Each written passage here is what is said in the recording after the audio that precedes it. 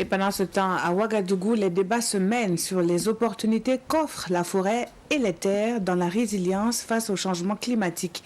L'initiative de la Grande Muraille Verte est un repère pour les travaux conduits par le ministère en charge de l'Environnement. La rencontre ouverte ce matin même vise à évaluer et à valider un rapport produit à cet effet. Amado Ilboudo et Caroline Ouaré. Le projet évaluer les opportunités du secteur de la forêt et de l'utilisation des terres au Burkina Faso pour soutenir les interventions d'adaptation et d'atténuation du changement climatique, en particulier dans le cadre de l'initiative de la Grande Muraille Verte, tire à sa fin.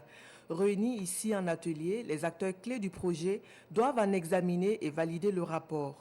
Le dit projet est une initiative du gouvernement burkinabé et sa mise en œuvre entre dans le cadre de la stratégie gouvernementale de mobilisation des ressources financières.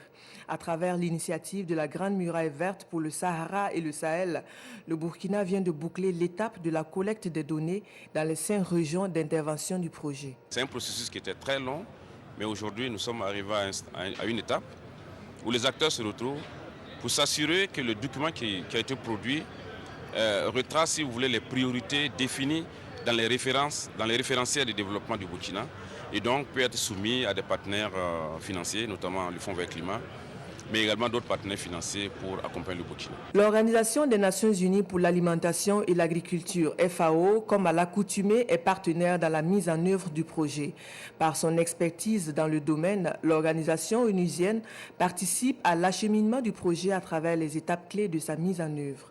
On a déjà mis la base pour mettre en place une équipe de consultants, mais aussi de partenaires au niveau régional pour formuler un projet qui serait vraiment, qui répondrait aux attentes des communautés locales, aux attentes du gouvernement, mais aussi aux attentes au fait d'adaptation et d'atténuation au changement climatique. La prochaine étape à l'issue de cet atelier est la mobilisation des fonds pour l'exécution des besoins exprimés dans le rapport en faveur de la lutte contre les effets négatifs des changements climatiques.